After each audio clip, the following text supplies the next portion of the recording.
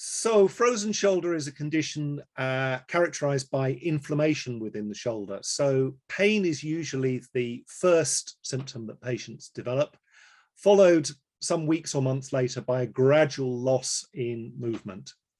The important thing about a frozen shoulder is that that loss of movement is not inhibited by pain, but it is a contracture within the shoulder. So as you try and reach the end of the range of movement, it's like you come up against a brick wall.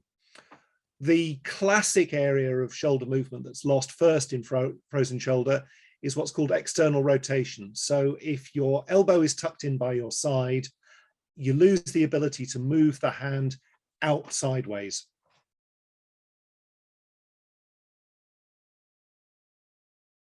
I don't think there are any specific lifestyle changes that will help.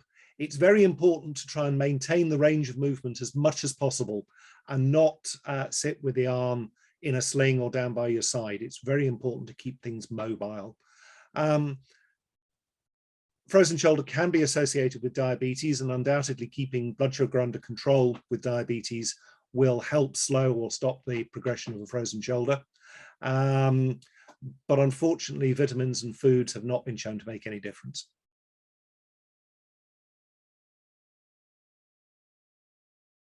There's very little evidence one way or the other to answer this question. Both cold and heat can help, and I think it's very much up to the patient to experiment and see which they feel is most effective for them. One thing I would say is that if you are doing a session of physiotherapy at home, trying to increase the movement in your shoulder, and it's painful towards the end of that physiotherapy session, then undoubtedly cold ice packs to the area would be the best to try and avoid aggravating the inflammation.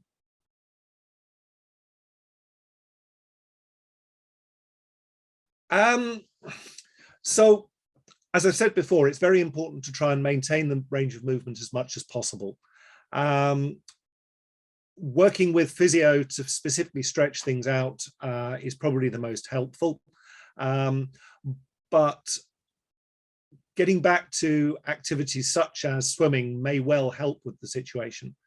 One of the things that patients find most difficult is lifting the arm up and over, as in swimming a front crawl stroke, but certainly working against the water and swimming in a breaststroke fashion may well benefit the shoulder.